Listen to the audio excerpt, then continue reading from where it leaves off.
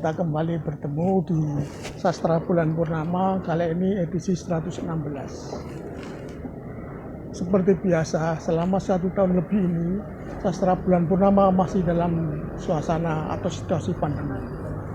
Maka dari itu, tajuk Putri Riring Ponghum masih terus berjalan. Dan ini kali masuk seri 15. Akan diisi oleh penyair-penyair dari Kulon Progro. Sekitar 12 penyair akan membacakan karyanya. Sebetulnya mereka sudah mempunyai buku puisi bersama, tapi rupanya belum selesai cetak, sehingga beberapa puisi yang sudah ada dalam buku ini dibacakan oleh masing-masing penyair. Dari sejumlah penyair yang ada di dalam buku itu, 12 diantaranya membacakan karyanya. Ada puisi, ada geguritan, dan juga ada penggalan cerpen. Kita nikmati penampilan penyair dari Kulon Progo di Sastra Bulan Purnama edisi 116 Putri Riring Ponghum seri 15. Mari kita nikmati bersama.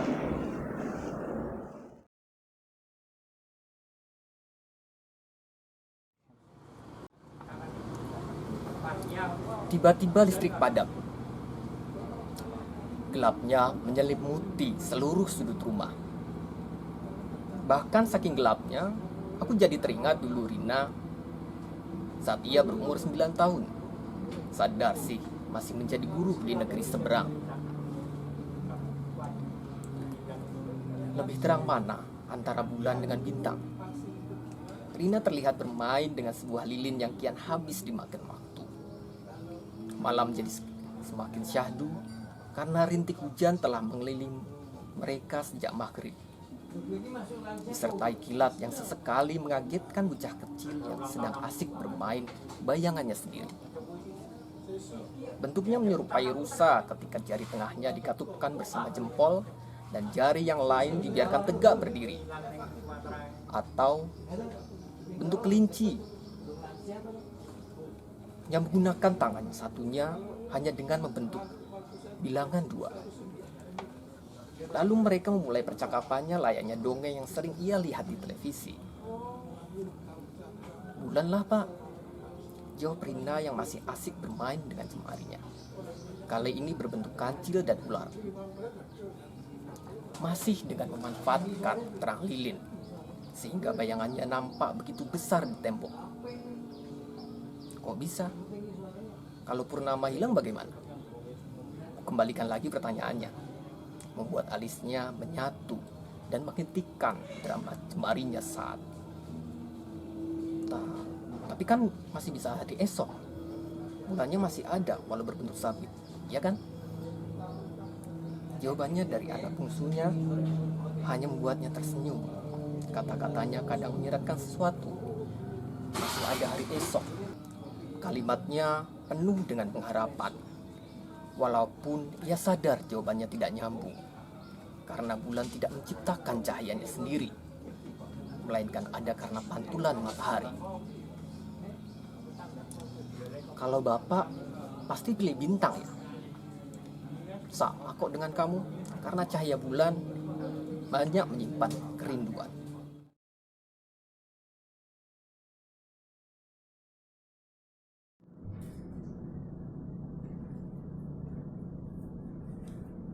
Tarian sang pengkhianat.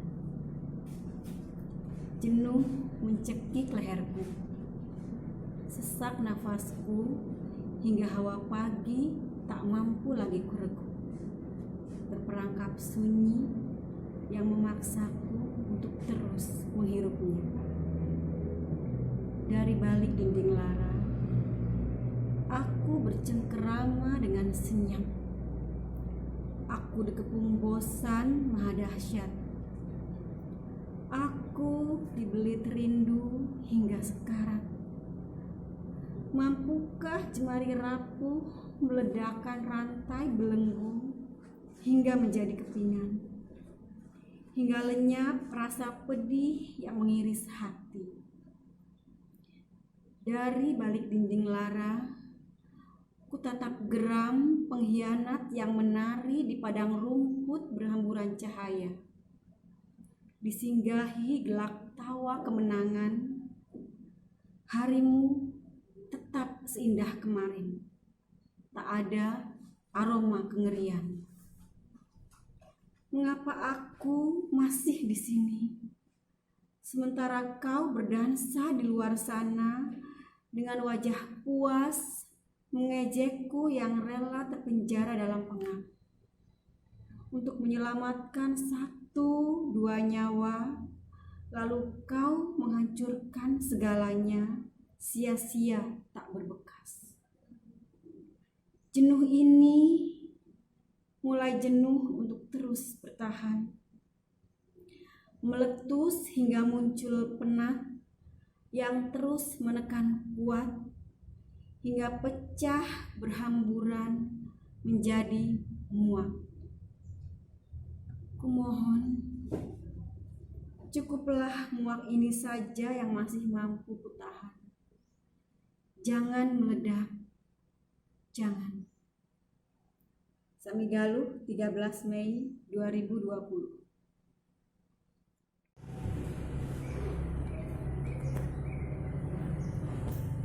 Jalan basah bercahaya. Jalan basah bercahaya. Pantulan lampu dan curah hujan membuatnya sempurna. Memantulkan siluet pepohonan dan bayangku kala melewatinya. Basah dan dingin membalutku. Kupercepat langkah, tak sedikit pun ragu. Sesekali merapatkan jaket sambil memeluk payungmu. Angin berhembus nakal hingga percikan air hujan menyapu wajahku kuyup kekal. Samigaluh, 11 Desember 2020.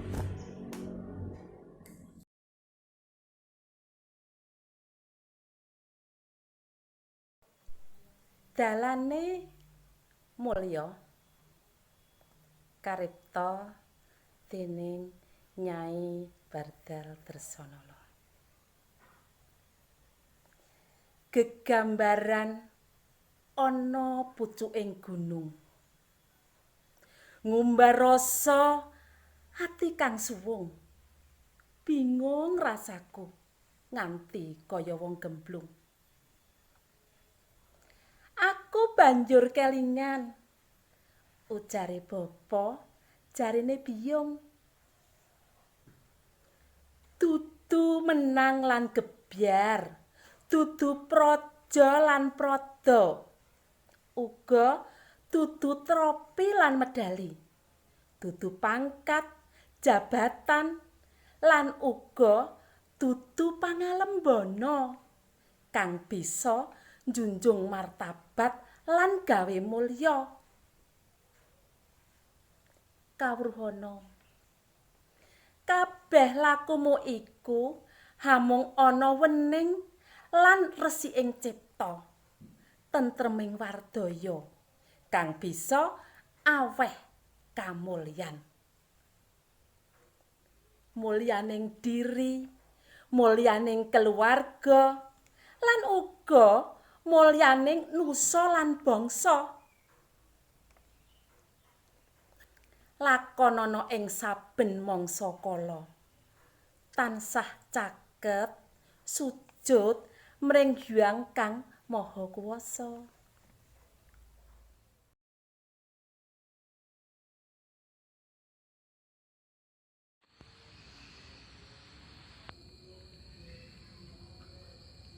Senja nan Pilu, karya Evita Eka Septian.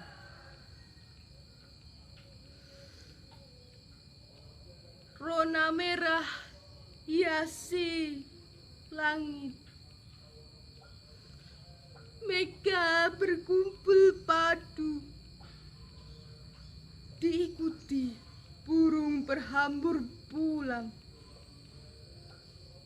Lukisan terindah akan tercipta. Lukisan agung pencipta. Sang bunga mulai sembunyi. Sinar pagi ditelan bumi. Ku termenung di balik layar sunyi. Kenang sinar rembulan belelap. Langit biru pun memerah. Senyum ikut memuram. Pilu menghias wajah gelisah. Suasana senja pun termaram. Kulewati senja ini, meski pilu mengiringi hati, berteman sunyi. Di balik mendung hitam mengumpal, disusul hujan basahi kuburan itu. Kulon Progo, Januari 2010. Terima kasih.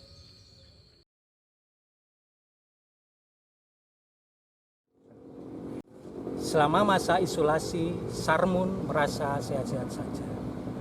Beberapa tetangga juga sempat menjenguknya hanya sekedar untuk mengetahui keadaannya. Dengan bantuan adik perempuannya dan beberapa tetangga, Sarmun bisa melewati masa isolasinya.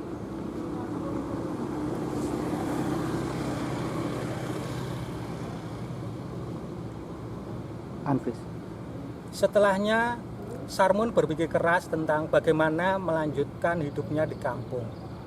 Keluarganya bukan keluarga yang berkecukupan.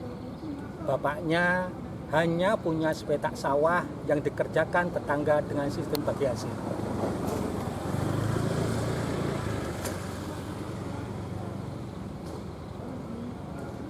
Bapaknya sudah tidak mampu mengerjakannya sendiri.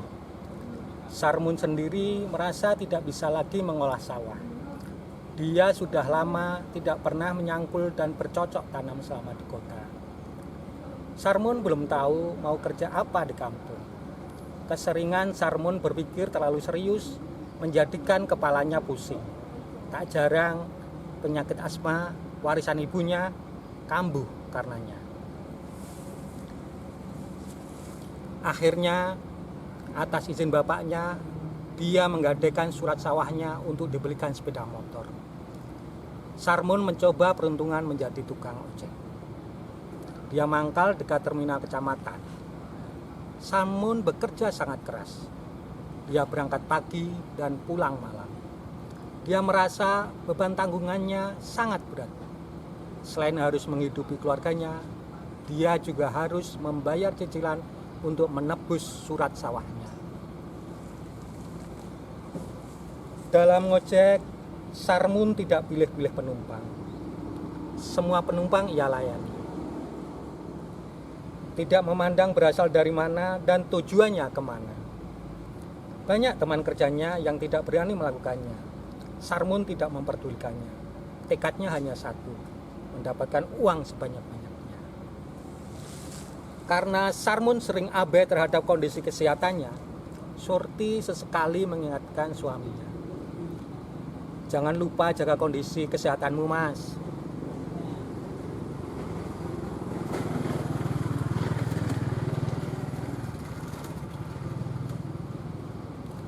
Istirahat kalau capek, jangan kamu paksakan. Ingat asmamu loh. Iya, aku tahu. Aku begini, biar surat sawahnya bisa cepat kutebus. Gak enak sama Bapak dan Murni. Bagaimanapun, Murni juga punya hak atas sawah itu. Iya, tapi ini kan baru ada wabah penyakit. Aku ingat itu. Tenang saja. Opera Sarmun karya Tri Apriyadi.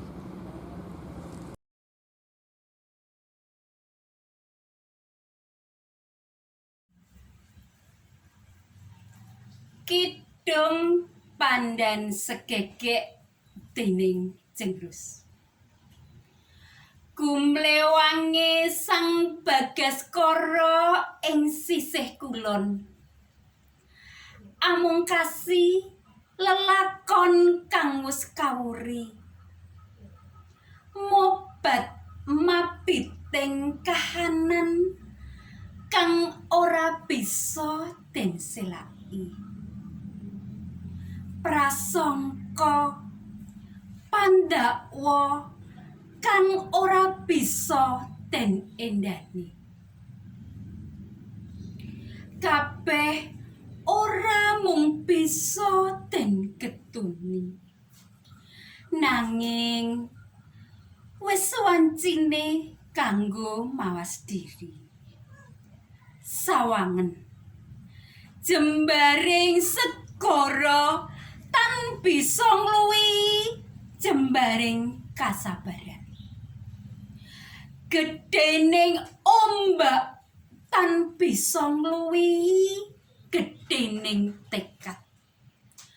Kanggo njejeke bebener, kanggo nekes sejatining agesang, kanggo mulat sarira murih ora nerak paugeran. Ing ratri iki sineksenan angin kang ndrabas pucuk ing pandan. Kumlisi ing kidung segara kidul. Tulus prasetya ing jero ati. Lelakon kang ora becik bakal den pungkasi. Murih pikantuk berkahing Gusti.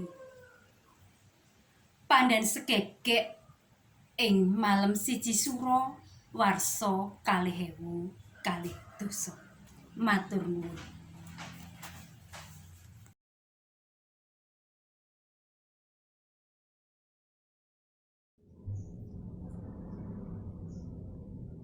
Juni yang pasai, kelabu di langit itu yang pekat, seiring derai gerimis tajam menikam bulan Juni.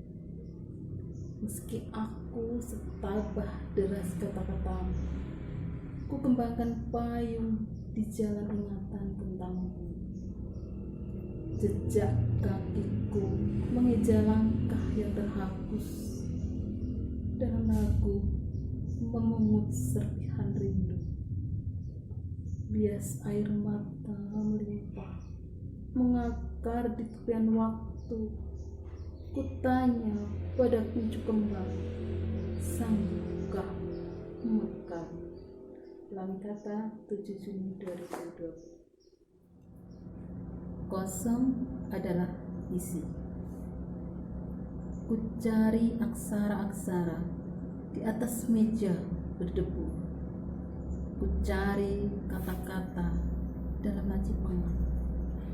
Ku cari kalimat pada papan tulis kosong. Semua hampa, hanya sunyi kutemui. Lari kerinduan kian panjang, melebihi catatan waktu tentang sang mantan. Kebisuan masih menjadi jawab. Nikmati perjalananmu sayang. Izinkan ayah bunda menjadi priang atas keraguanmu. Bersama meneguk setiap keresahan yang hadir. Di sini aku pun belajar meminang sepi sebagai kekasih tanpa nama, sebagai tempat pulang dari keterasingan. Ini bukan masa seperti perawan yang sedang dipilih menjelang pernikahan atau peradaban usang di mana tiada sesuatu ilmu ditelan. Lihatlah, di masjid senyap, dalam kampus terkunci, pada jalan-jalan pelengkap. Ada sebuah riwayat tentang amanat yang tersesat dalam ingatan kita. Ada sebuah khianat atas janji yang terlupa dalam ikrar suci kita padanya. Mari menikmati setiap perjamuan yang tak biasa ini. Ulangi kata 31 Maret 2020.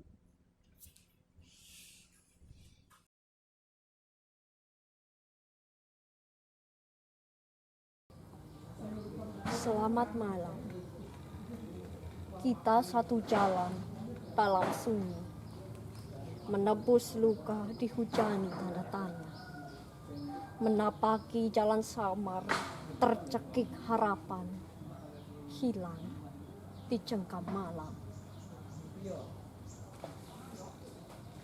Kita satu jalan dalam sunyi, menebus luka dihujani tanda tanya, menapaki jalan samar, tercekik harapan, hilang dicengkam malam.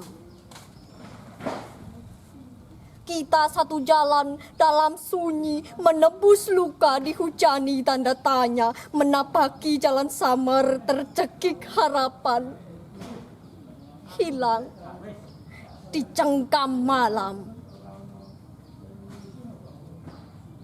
Kulon Progo 2020. Di ujung senja suram, buah karya Triwahyuni. Daun kering pencari senja sejati, melahap kabut sebelum mati. Bersama debur ombak pantai, ia bertanya, kenapa aku sendiri? Daun kering yang malang, semua temannya tinggal semu di bayang-bayang, sebab manusia yang menginjak, menimbun dan menjadikannya abu kosong. Kenapa dirindu? Di mata lain, ada yang memberanikan bicara kepada zat yang maha sempurna. Di ujung senja suram, daun itu memohon agar bumi segar, manusia bugar. Kulon Progo 2020.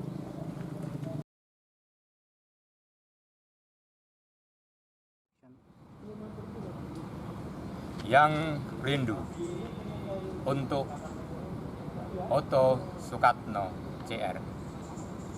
Dan kerinduanlah yang menjemputmu di malam minggu, ketika kereta berjalan melamban bersama daun yang tanggal pelan-pelan.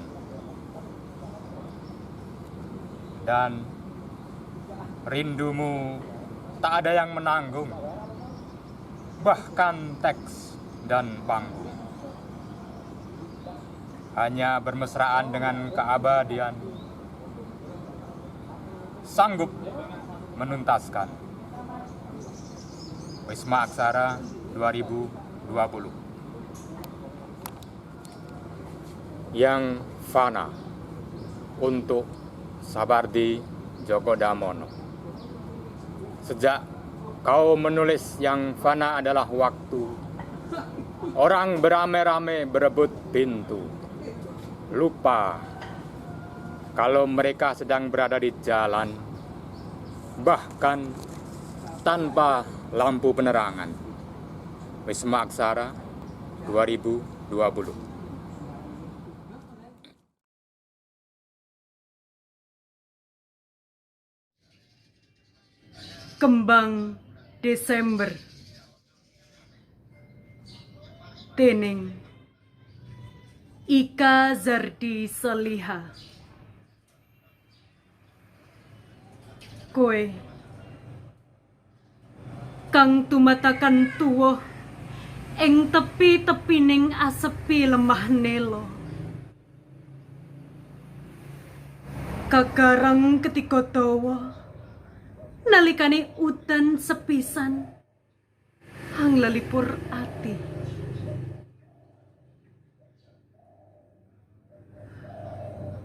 Kowe kang teka tanpa warta, tanpa kondo, mekar amekrok, habang sinawang amamanas rasa, ing kekesing ati tanpa cerita.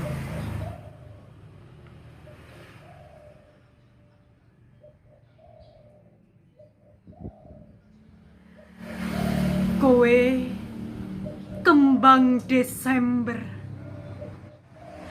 kang amekro ing pojok ing ati, apa kuwawa ambirot ketiga banjur ngripta cerita kang luwih dawa.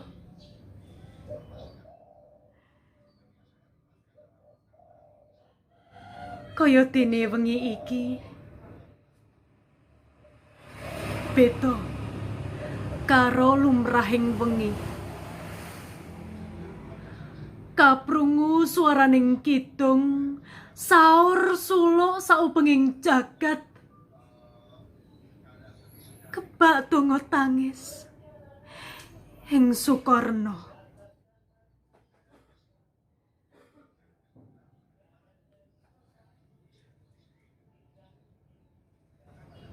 Duh Gusti amur ping tumati, thukuling kembang Desember iki muga dadi tentrem rahyoning ati. Lan wengi kang bakal tumeka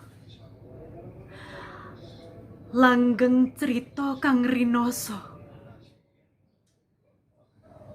nganti tumeking bedahing jaman. Kulon Progo 5 Desember 2020.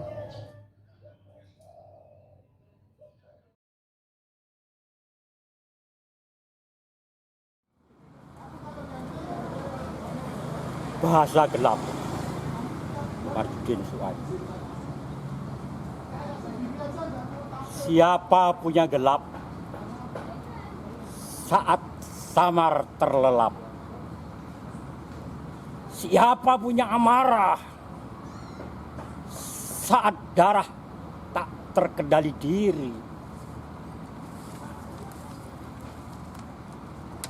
Gelap tak selamanya menjara,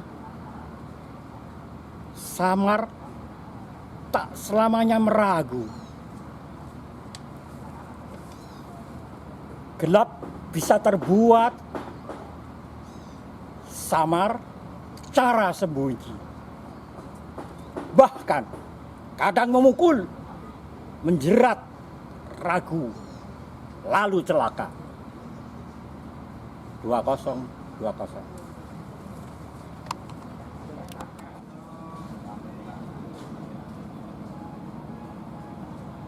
Catatan alit Marjukin Suad. Wahai penguasa detik, aku atau kau yang mengalir, masih tegakah mengejar? Sedang waktu terserah padaku,